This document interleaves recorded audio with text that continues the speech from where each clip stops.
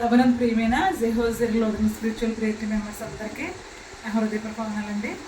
ఇది నిన్నకి ఏర్పాటు చేయబడిన వాక్య భాగము 1వ పేతురు రాసిన పత్రిక 4వ అధ్యాయము 13వ వచనం చదువుతాము. దయచేసి వాక్యం మాట్లాడదాం. క్రీస్తు మహిమ బయలుపరచబడినప్పుడు మీరు మహానందంతో సంతోషించే నిమిత్తము క్రీస్తు శ్రమలలో మీరు పాలుగారైనంతగా సంతోషించు. చిన్న ప్రేయర్ చేసుకున్నామండి. స్తోత్రం స్తోత్రం స్తోత్రం స్తోత్రం స్తోత్రం. పరిశుద్ధుడు పరిశుద్ధుడు పరిశుద్ధుడు పరిశుద్ధుడు సర్వభూలోకమును సృజించి దానిని నీతితోనూ న్యాయంతోనూ పరిపాలించుచు కొనియాడబడుచున్న మా ఘనమైన యేసయ్య, మీ ఘనమైన పాపములకు లెక్కించని వందనములు స్తోత్రములు చెల్లించుకుంటున్నాను తండ్రి. సర్వశక్తి గల దేవుడిగా మీరు ఉన్నారు. ఏమి ఇచ్చినా కూడా మీరు తెచ్చుకోలేదు. వాక్యం ఇచ్చిన ప్రతి ఒక్కరిగాను మీరంతలుగా దీవించి ఆశీర్వదించండి. వాక్యానుసారమైన జీవితాన్ని నేను జీవించలేకుండా మీ కృప చూపించి మీరేమో ఇంకా పొందుకుంటారండి. మా కొరకు సిలువలో ప్రాణం పెట్టి తిరిగి లేచిన మిక్కిలి వినయంతో బ్రతిమలాడి కూర్చుంటున్న తండ్రి. ప్రభునందు ప్రియమైన సహోదరి సహోదరులారా, మరొకసారి నా హృదయపూర్వకంగా తెలియజేస్తానండి. ఈరోజు ఒక చిన్న సాక్ష్యం చెప్పాలని ఆశపడుతున్నాను. ఏంటంటే ఈవేళ నేను ఏలూరు అనే ఊరు వెళ్ళానండి. అక్కడ ఆఫీస్ పని మీద కొన్ని పేపర్స్ వాళ్ళకి సబ్మిట్ చేయాల్సి వచ్చినందువల్ల అక్కడికి వెళ్ళాను అనమాట. అయితే నాకు బస్సు దిగేటప్పుడు చాలా భయంకరమైన ప్రమాదం జరిగిందండి. నేనైతే ఆ బస్సు నాకు కొంచెం ఫస్ట్ ఇక్కడ తగిలినట్టు అనిపించిందండి. బస్సు తగిలినట్టు అనిపించింది. అనిపించగానే ఏదైనా చాలా పెద్దది ఏదో వచ్చి తగిలేసింది అనేసి అనుకున్నాను. వెంటనే నేనైతే బస్సు కింద ఉన్నానండి. బస్సు కింద ముందు 2 చక్రాలు ఉన్న చోట ఉన్నాను అనమాట. అయితే చాలామంది అక్కడ గుడిపోయి ఏలూరు పాత బస్ స్టాండ్లోనండి. అక్కడ గుడిపోయి అందరూ వచ్చి బస్సు ఆపు కదలక ఆవిడ ఆ టైర్ల దగ్గరే ఉన్నారు అండి. కథ బస్సులో ఒక్క నిమిషం కూడా కదలకుండా అలాగే ఉండేసి అని వాళ్ళందరూ నన్ను బయటకు తీసుకురావడం జరిగిందండి. తర్వాత నేను అసలు దేవునికి చాలా కృతజ్ఞతగానే ఉన్నానండి. ఎందుకంటే వాళ్ళందరూ అన్నారు, అమ్మాయి ఇది మీకు మరో జన్మ అనేది, మీరు నిజంగా చనిపోయి బ్రతికినట్టుగా అయింది ఇక్కడ అని చెప్పడం చూశానండి. నా ప్రియమైన సోదరులారా, ఇది నిజంగా నేను బస్సులో ప్రయాణం ఉన్నంతసేపు కూడా నేను చాలా ఎక్కువగా ప్రేయర్ చేసుకున్నానండి. ఏంటంటే నా యొక్క లైఫ్ గురించి కాదు, కానీ ఈ పేపర్స్ నేను టైంకి వాళ్ళకి చేరవేయాలి.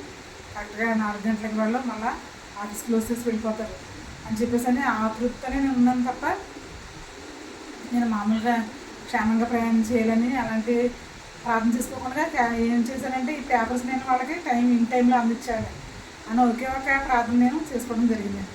తర్వాత నేను మా సహోదరికి మా అక్కకి ఫోన్ చేశానండి.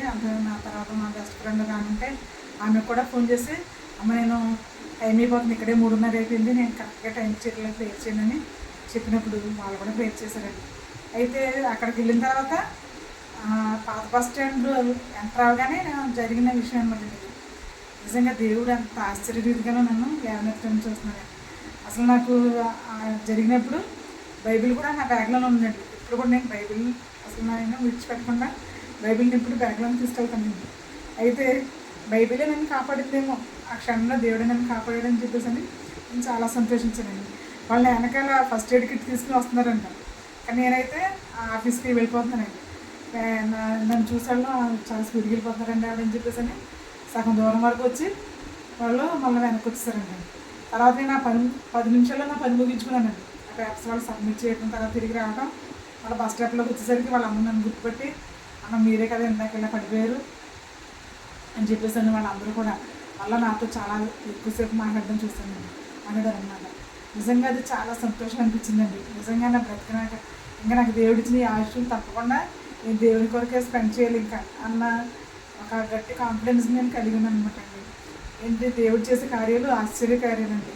ఆయన చాలా అద్భుత కార్యాలు మన పట్ల చేస్తారు. ఒక నూరు పాటలో దేవుడు నా ప్రాణాన్ని కాపాడాడు అంటే దేవునికి అసాధ్యమైంది అసలు ఏమీ లేదని నేను ఈ యొక్క విషయం ద్వారా నేను తెలుసుకున్నాను. నా ప్రియమైన సోదరులారా, ఏంటంటే అన్ని సమయాలందు మనం దేవుని యొక్క సహాయం కోరుకునే మనం ప్రయాణం చేసేవారుగా ఉండాలండి. దేవుడిని ఎప్పుడు కూడా మనం విడిచిపెట్టేవారుగా ఉండకూడదు. ఎప్పుడైతే దేవుడిని విడిచిపెట్టకుండా మనం ఉన్నామో తప్పకుండా దేవుడు తన మహిమాశ్వర్యం చొప్పున మనల్ని ఇప్పుడు కూడా కాపాడేవారుగా ఉన్నారండి. ఇక్కడ చూడండి పేతురుగా చెప్తుంది అనమాట. మొదటి వచనం 4వ అధ్యాయము 12వ వచనంలో అయితే ఏమైనా ఉందంటే, మనకు కలిగిన ఈ యొక్క శ్రమ గురించి మహా వింత జరిగిపోయిందని మనం అనుకుంటాం. మనం జరిగిన ఈ యొక్క శ్రమ గురించి చాలా పెద్ద వింత జరిగిపోయిందని మనం అనుకుంటాం. కానీ ఆయన ఏమంటారంటే, మీకు సంపూర్ణమైన మహానందం ఇవ్వడం కోసమే ఈ యొక్క శ్రమ అనేది తాత్కాలికం. ఈ యొక్క శ్రమ అనేది తాత్కాలికమని పేతురుగా చెప్తున్నారు మనకి ద్వారా. అంటే మనకి శాశ్వతమైన సంతోషాన్ని ఇవ్వడానికి మనకి దేవుడు అప్పుడప్పుడు కూడా కొన్ని ఇలాంటి హెచ్చరికలు చేస్తూ ఉంటాడు అనమాట అండి. అందుకే మనం ఎప్పుడు కూడా మనం చేసే ప్రతి పని కూడా చాలా ప్రార్థనాపూర్వకంగా చేయాలి, చాలా చక్కగా మనం జరిగించే వరకు ఉండాలి. తర్వాత ఇంకా నిన్న జరిగిన విషయానికి నేను ఏం పాఠం నేర్చుకున్నానంటే, ప్రతిదీ కూడా ఇన్ టైంలో చేయాలి. టైం మార్చేసి మనం చేయకూడదండి. ఏది కూడా మనం టైంని మన స్వాధీనంలో ఉంచుకోకూడదు. ఎందుకంటే తప్పకుండా మనం ఈ టైంకి చేయాలని సందర్భంలో చూడండి, సూర్యచంద్ర నక్షత్రాలు ఏమండి, పగలు రాత్రి ఇవన్నీ కూడా చాలా మానసారంగా ఉంటున్నాయండి. కానీ మన జీవితంలో నా మటుకు నేనే అసలు టైం అసలు పాటించకుండా ఇప్పటివరకు చాలా వృధాగా ఆ సమయాన్ని అంతా నేను వెచ్చించానండి సభ్యులుగా. అందుకే మీరు కూడా అలా చేయకూడదని నేను ఈ యొక్క సందేశాన్ని మీకు చెప్తున్నానండి. చూడండి, ఇక్కడ యోబు గారి జీవితంలో కూడా ఆయన అనేక శ్రమలు చూశాడండి. ఆయన ప్రతిదీ కూడా చాలా టైం టు టైం చేస్తూ ఉండేవారు. ఆయన ఎంతో భక్తి జీవితాన్ని గడిపారు. అయితే ఆయనకి వచ్చిన శ్రమ వలన ఆయన కృంగిపోలేదండి. ఆయన దేవుని మీదే ఫుల్ కాన్ఫిడెన్స్ పెట్టుకుని ఎప్పుడు కూడా ప్రార్థనాపూర్వకమైన జీవితాన్ని ఆయన జీవించడం మనం చూస్తున్నాం. తన భార్య వచ్చి చాలా అసహించుకుని చనిపోవచ్చు కదా ఎందుకు ఇలాగా అనేసి అన్నప్పుడు కూడా ఆయన దూరంగా దూరంగా పంపించడం మనం చూస్తాం. తన ప్రాణ స్నేహితులు కూడా వచ్చి ఆ విధంగానే చెప్పడం, ఆయన్ని భక్తి జీవితాన్ని నుంచి వాళ్ళు అభ్యంతరం చేయడం మనం చూస్తాం. అయితే వాళ్ళకు కూడా హెచ్చరికలు చేసి ఇంకా యొక్క యోగు పట్టుకున్న యొక్క రక్షణని ఆయన గట్టిగా చేతపట్టుకున్నప్పుడు రెట్టింపు ఆశీర్వాదాలు యోగు పొందుకున్నాడండి. ప్రేమించుకుంటూ పోగొట్టుకున్నదంతా కూడా తిరిగి సంపాదించుకున్నాడు. అలాగే దావీద్ మహారాజ్ గారి విషయంలో కూడా దావీద్ మహారాజ్ గారు లాస్ట్ వీక్ చెప్పుకున్నాం మనం. ఆయన 5 రాళ్ళు ప్రభు పేరట దేవుని ప్రార్థించుకుని ఆ యొక్క ఇశ్రాయేల్ ప్రజల్ని ఇబ్బంది పెడుతున్న యొక్క గుళ్యాతను జయించడానికి చిన్న ప్రార్థన మాత్రమే ఆయన చేసుకున్నారండి. చేసుకున్నప్పుడు ఆయన గొప్ప విజయాన్ని అక్కడ మనం చూస్తాం. ఒకే ఒక్క రాయితో ఆ యొక్క గుళ్యాతని సంహరించడం, ఇశ్రాయేల్ ప్రజలకు గొప్ప విజయాన్ని ఇవ్వడం చూస్తాం. అయితే ఇక్కడ జరిగింది ఏంటంటే, ఇశ్రాయేల్ ప్రజలందరూ కూడా ఈ బాలుడైన దావీదుకి వేల కొలది జయము, వేల కొలది స్థితిని ఉండాలి, వేల కొలది జయధ్వానాలు చేస్తున్నారన్నమాట. అయితే ఈ యొక్క సౌలు రాజు మాత్రం వేవేల జయధ్వనులు చేస్తున్నారు. అయితే ఈ యొక్క సౌలు రాజు యొక్క దావీద్ మహారాజు మీద చాలా ద్వేషం పెట్టుకుని, చాలా అసూయ పెట్టుకుని అది కూడా చెప్పడానికి ఆయన ప్రయత్నం చేశాడండి. ఆయన గాఢాంధకారపు లోయల్లో ఒక కొండ గుహల్లో దాక్కోవడం మనం చూస్తాం. వాక్యంలో దావీద్ మహారాజు గారు సౌలు రాజు నుంచి తప్పించుకోవడం కోసం కొండ గుహల్లో గాఢాంధకారంలో ఆయన దాక్కోవడం మనం చూస్తున్నామండి. అయితే నాకు ప్రియమైన కదా, గాఢాంధకారపు లోయల్లో నేను సంచరిస్తున్నాను, ఏ అపాయంలో నేను భయపడను అంటే దావీద్ మహారాజు గారు గొప్ప నిదర్శనాన్ని పొందుతాడు అనమాట. ఎన్నో శ్రమలు, ఎన్నో ఇబ్బందులు కలిగినప్పుడు కూడా దావీద్ మహారాజు దేవుడిని విడిచిపెట్టలేదండి. అట్టి రీతిగానే మనం ప్రతిసారి జ్ఞాపకం చేసుకున్నట్టుగానే యోసేపు తన భక్తి జీవితం కొనసాగిస్తున్నప్పుడు పొలిఫర్ భార్య ఎంతగానో ఇబ్బంది పెట్టింది. ప్రియమైన సోదరులారా, అంత ఇబ్బంది పెట్టినప్పుడు రాజు తన భార్య మాట విని యోసేపుని చెరసాల్లో వేసినప్పుడు చెరసాల్లో ఉండి కూడా దేవుని స్తుతించడం మారలేదండి. ఎప్పుడు కూడా దేవుని యొక్క వాక్యాన్ని చదువుకుంటూ దేవుని ధ్యానిస్తున్నప్పుడు ఆ యొక్క తనతో పాటు ఉన్న ఖైదీలు కూడా ఆ యొక్క భక్తి జీవితాన్ని చూసి మార్పు చెందడం మనం చూస్తాం. ప్రియమైన సోదరులారా, అందుకే ఇక్కడ ఎప్పుడు కూడా మనం దేవుడు మనం చేసిన ప్రతి ఒక్క కార్యాన్ని బట్టి మనం స్తుతించేవారుగా, దేవుని మహిమపరిచేవారుగా, దేవుని గణపరిచేవారుగా ఉండాలని నేను ప్రభు గారిని నేను కోరుకుంటున్నానండి. ప్రియమైన సోదరులారా, ఇక్కడ పేతురు గారు చెప్తున్నాడు 5వ అధ్యాయము 10వ వచనంలో ఒకసారి చూడండి అమ్మా. పేతురు రాసిన పత్రిక 5వ అధ్యాయం మన యొక్క సంతోషం పరిపూర్ణం కావాలని దేవుడు మనకి శ్రమలు కలా చేస్తారంట. చూడండి ఇక్కడ 1వ పేతురు 5వ అధ్యాయము 10వ వచనం.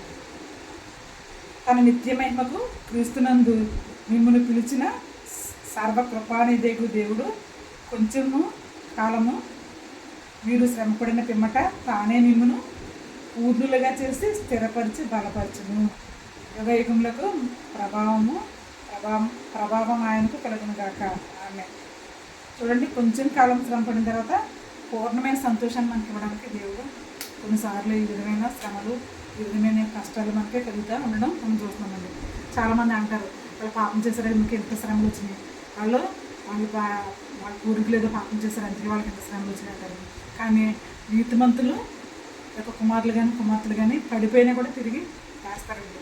ఏమండి, కానీ భక్తిహీనులు పడిపోతే తిరిగి ఎవరండి నాకు కదా. భక్తిహీనులు పడిపోతే కనుక తిరిగి గుళ్యాతు భక్తిహీనుడు కనుక ఒక్క రాయితోనే దావిదు బాలుడైన దావీదు చేతిలో అతను మనం చూస్తామండి. అందుకే నాకు ఉన్నారు ఇప్పుడు కూడా దేవుడిని మనం విడిచిపెట్టకూడదు.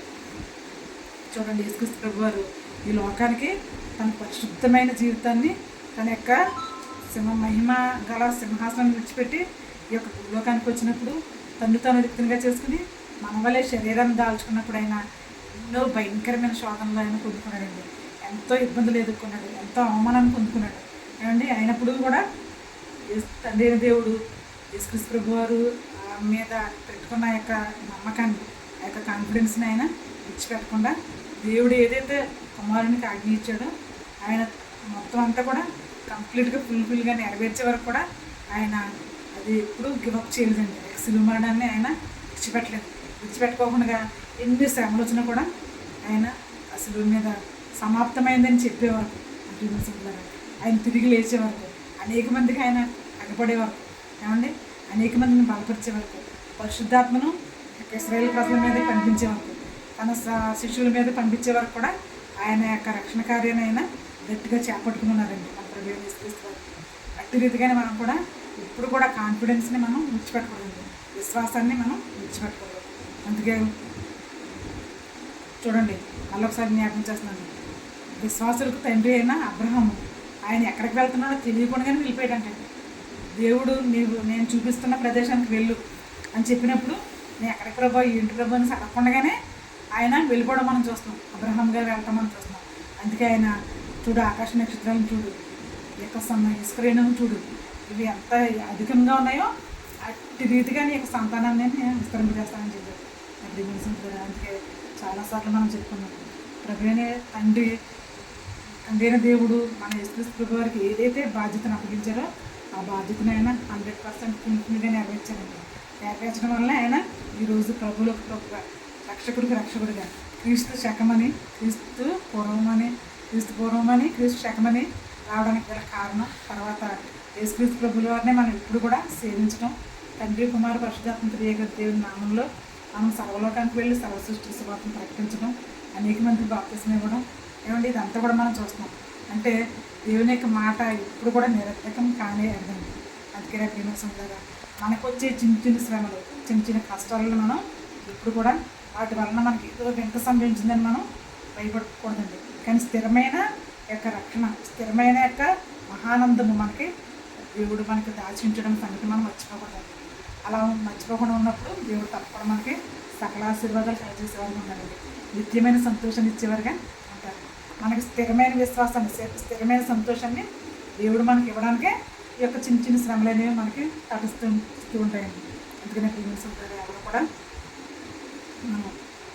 యేసుక్రీస్తు ప్రభువు చెప్తున్నారు, నేను లోకాన్ని జయించాను, శ్రమలను జయించాను, ఏమండి ఈ లోకాధిపతులను జయించాను, తర్వాత ఈ పాపాన్ని జయించాను, ఈ మరణాన్ని జయించాను.